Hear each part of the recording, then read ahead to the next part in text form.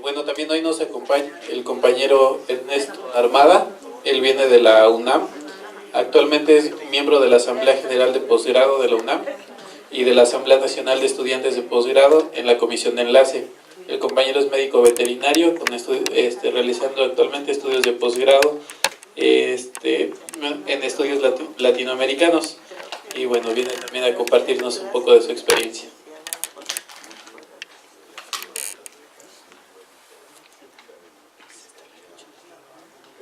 Bien, muchas gracias a los compañeros del sindicato por invitarme.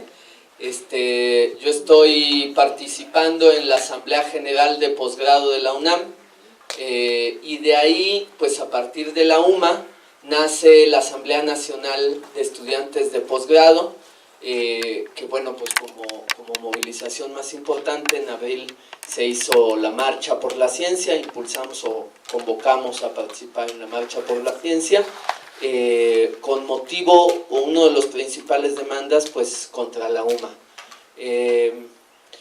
Un tanto la idea es platicarles por qué nosotros estamos contra la UMA, abundar un poco, a lo mejor precisar algunas cosas de las que ya dijeron los compañeros, que ya dijeron un tanto que es la UMA.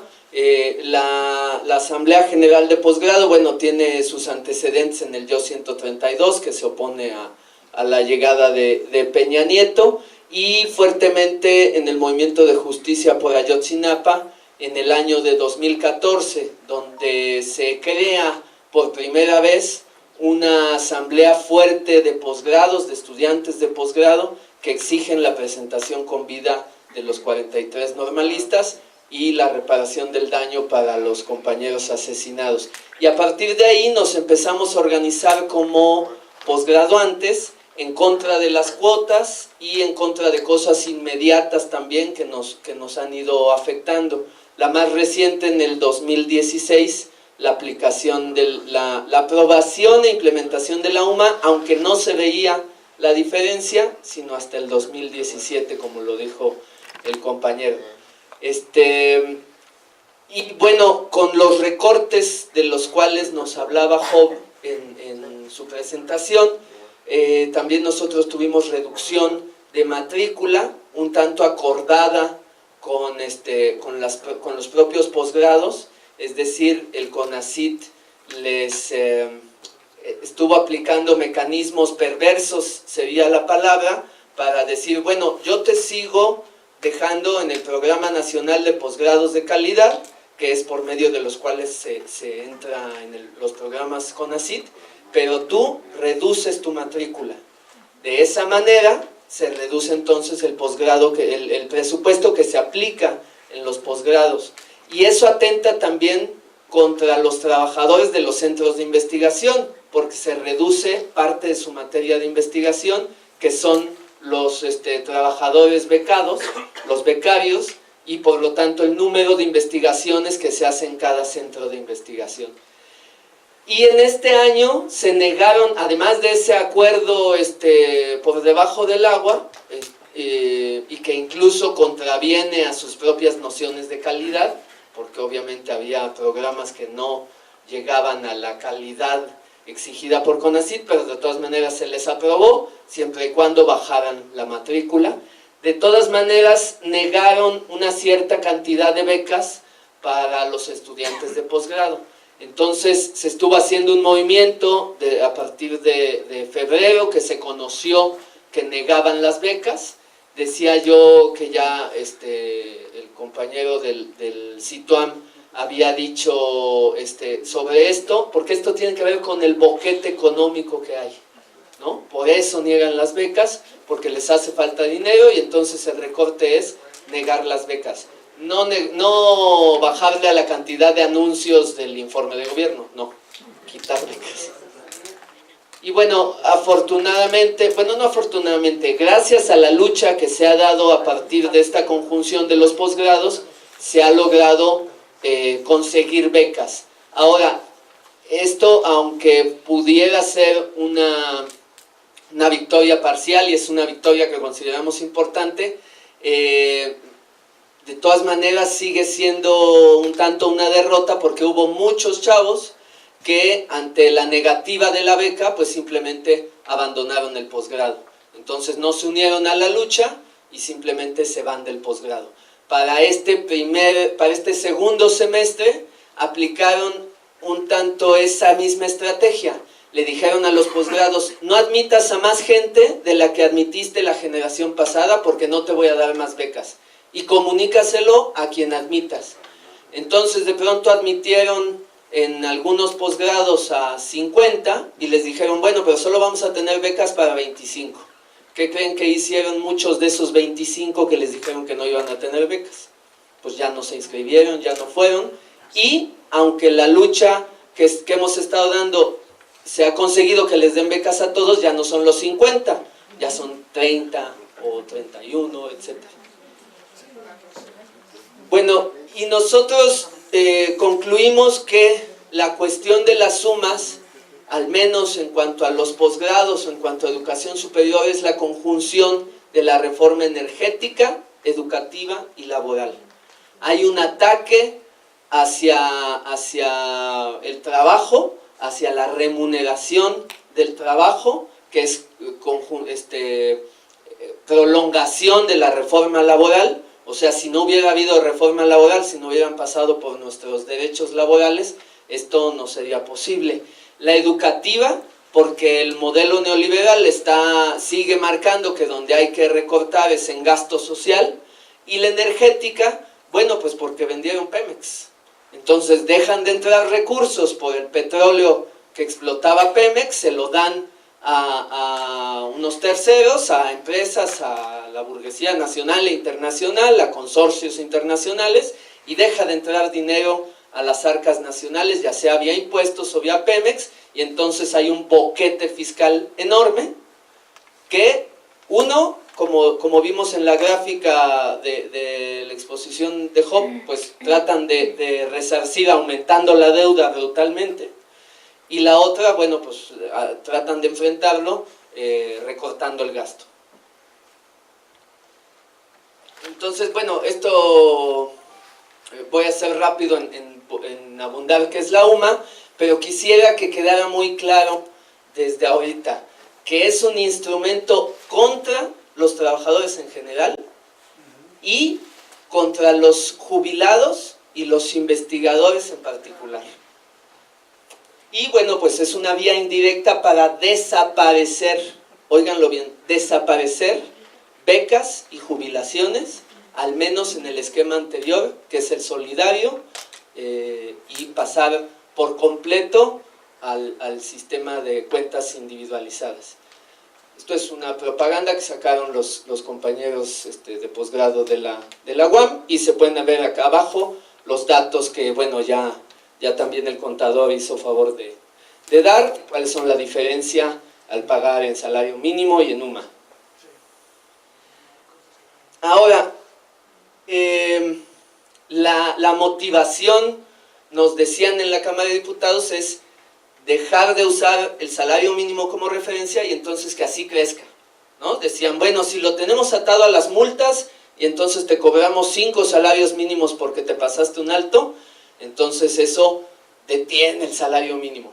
Bueno, pues obviamente si nos dicen que va a aumentar el salario, pues nosotros decimos, está bien, desindéxenlo, ¿no? Ahora, lo que habría que ver es qué pasó en la realidad. Eso era la intención, o eso era de dicho. ¿Qué está pasando en los hechos? Y bueno, ya también lo mencionó el contador. Yo nada más quería señalar por la pregunta que hacían de este lado. Esta es la reforma que ya hicieron. Reformaron el artículo 123 en su fracción sexta, donde habla de los salarios mínimos. Y básicamente, o lo fuerte es, que dice al final que no se va a poder usar como índice, unidad, base, medida o referencia para fines ajenos a su naturaleza, para fines distintos a la naturaleza del salario. En principio, pues no hay ningún problema, ¿no? O sea, pues el salario mínimo, que no se use para otra cosa que no sea pagar salario, pues no tenemos ningún problema. El asunto es la interpretación, que no es una cuestión de un descuido del gobierno federal. La UMA es propuesta por el gobierno federal, aprobada por la Cámara de Diputados y publicada en decreto por el gobierno federal. Entonces no es un descuido de que piensen de que, ay, nosotros estamos aplicando la UMA porque así la entendimos, discúlpenos. No, esa era la intención original del gobierno federal al proponer la UMA. No, esto no es como un texto así nada más, sino que tiene distintas interpretaciones. Y bueno, incluso en la Cámara de Senadores en diciembre, creo que los compañeros del CITIMTA lo saben mejor, en la comisión permanente sacaron un punto de acuerdo donde decía en diciembre de 2016 que no debería de usarse la UMA para nada de salarios. Y aún así el gobierno federal ha desoído eso, porque lo aplica para jubilaciones muy claramente. Y bueno, ¿cuál es el asunto de la desindexación y cuál es la motivación? Esto es lo que pasó este año, decía yo en la cuestión de hechos. El salario mínimo se calcula sumándole el aumento del año pasado. Es decir, el año pasado estaba en 73 pesos con 5 centavos. Si lo multiplicamos por 1.0958 nos da 80 pesos. Si lo multiplicamos por 1.0335, que es aumentarle el 3.35 o el 9.58, nos da estos valores actuales de la UMA. ¿Cuál es el asunto más grave de la UMA? Porque los compañeros en posgrado nos dicen, y lo vemos con las cantidades que se pagan en beca, son diferencias de 600, 800 pesos. No han incendiado el posgrado como para que los estudiantes estén protestando masivamente a las calles, a pesar de la primera diapositiva donde salimos por miles. No ha cundido esa protesta porque, bueno, pues no se hace mucho. Sin embargo, el asunto es que esta diferencia se va a ir incrementando año con año, porque el objetivo de la desindexación es que la UMA vaya hacia abajo, bueno, en teoría que el salario mínimo vaya hacia arriba, pero como lo vimos también en la primera exposición, el salario mínimo ha ido perdiendo su poder adquisitivo desde 1976. A pesar de este aumento, lo más probable es que no recupere su poder adquisitivo, sino que siga igual el poder adquisitivo del salario mínimo y la UMA vaya para abajo. Entonces, nosotros lo que hicimos fue esta proyección para pensar o intentar inferir cómo afectaría la UMA en el salario mínimo a través del tiempo. Entonces, aquí no está considerado el poder adquisitivo, está simplemente los valores nominales de la UMA y del salario mínimo. ¿Qué hicimos para sacar esta gráfica? Volvimos a usar los únicos datos que teníamos disponibles, que son los del 2017, del 2016 al 2017. Entonces, para cada año repetimos los datos que se tenían para 2017. Entonces, es decir, cada año aumentamos 9.58% el valor del salario mínimo y 3.36% la UMA. Esto no quiere decir que vaya a pasar necesariamente. Sin embargo, al parecer para este año más o menos se van a repetir las condiciones. Entonces, ¿qué tuvimos como resultado? Que para el año 2027 el salario mínimo estaría por los 200 pesos diarios, siendo que la UMA se quedaría en menos de 100 pesos. Para 11 años más adelante, 2028, solo un año después, la UMA va a ser la mitad del salario mínimo. Esto significa que en 11 años nos reducirían nuestras pensiones a la mitad.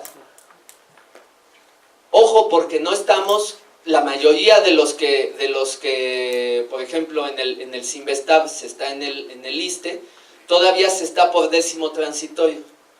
Eso quiere decir que se logró, se pactó con el gobierno, se le arrancó al gobierno en 2007 el décimo transitorio, que decía que nos iba a pagar por jubilación 10 salarios mínimos mensuales por jubilación. Y entonces ahora, ¿qué están haciendo? Están pagando 10 UMAs mensuales por jubilación. Acá pusimos 10 salarios mínimos hoy, son 24,331 pesos. 10 UMAs hoy son 22,948, lo que ya decía el contador.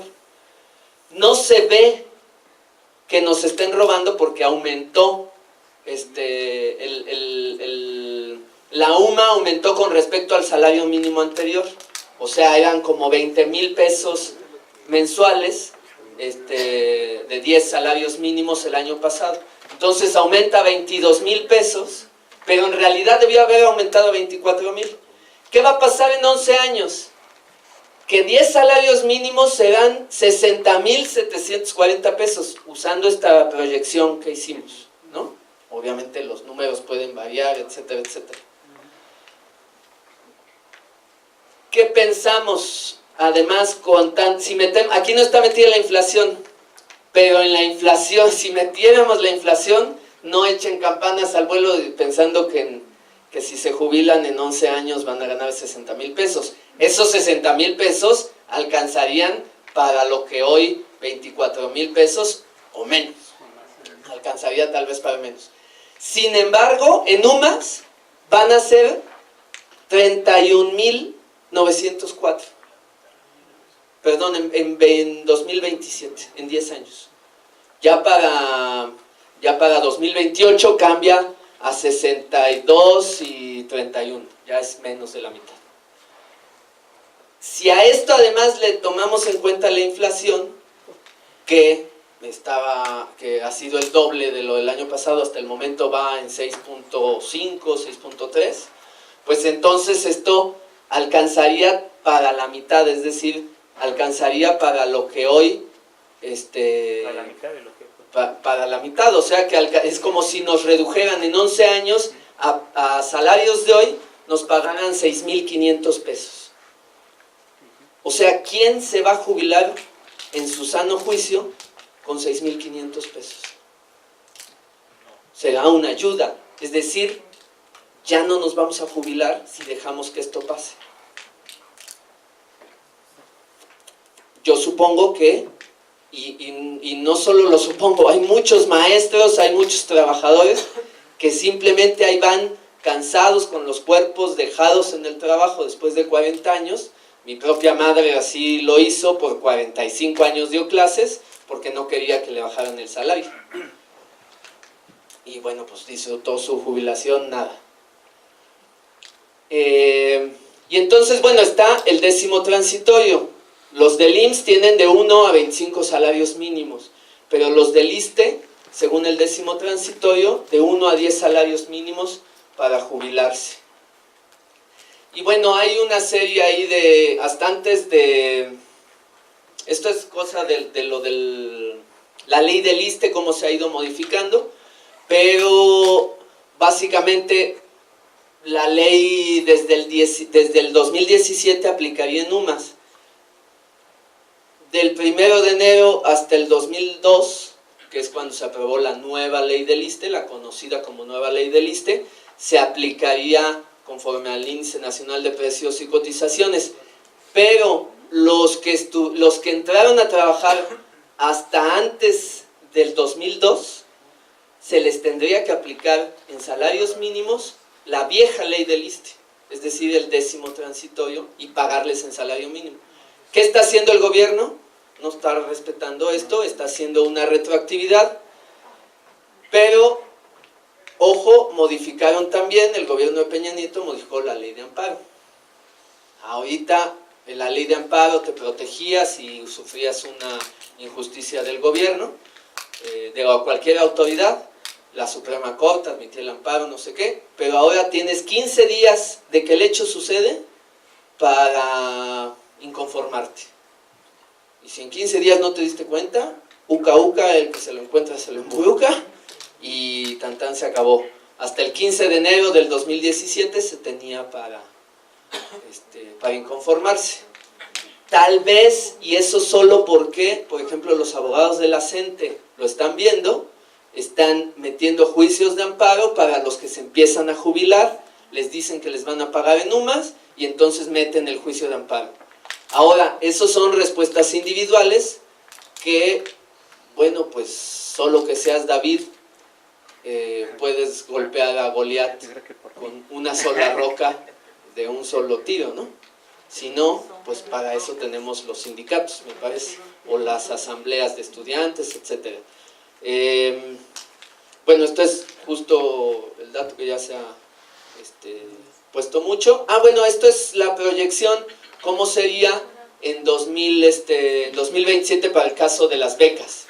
En el caso de las becas, si fueran salarios mínimos, llegaría casi a los 25,000 pesos una beca de maestría, pero se quedaría con UMAS en menos de 14,000. O sea, no cambiaría mucho 4,000 pesos cuando en realidad la inflación lo que pensamos es que va a subir bastante más y con las crisis pues sería reducido. ¿Qué va a pasar con los estudiantes de posgrado?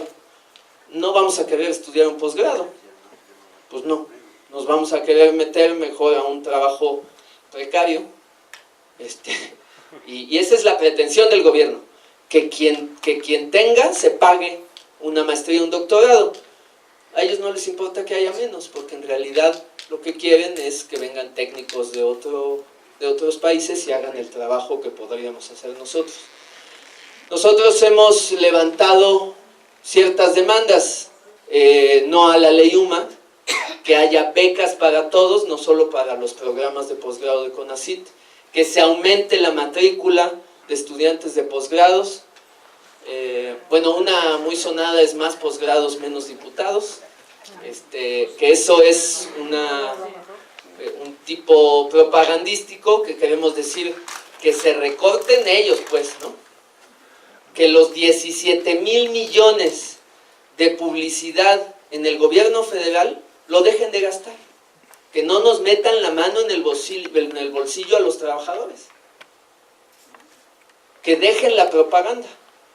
Pero ojo, esto del 1% del PIB a ciencia y tecnología tiene que ir acompañado con transparencia, porque pues yo no sé cómo estén aquí en el Cinvestav, o a lo mejor no lo puedo decir a ciencia cierta, pero en la UNAM hacen maravillas con el presupuesto, es decir, se lo embolsan ellos. ¿Por qué? Porque no hay transparencia.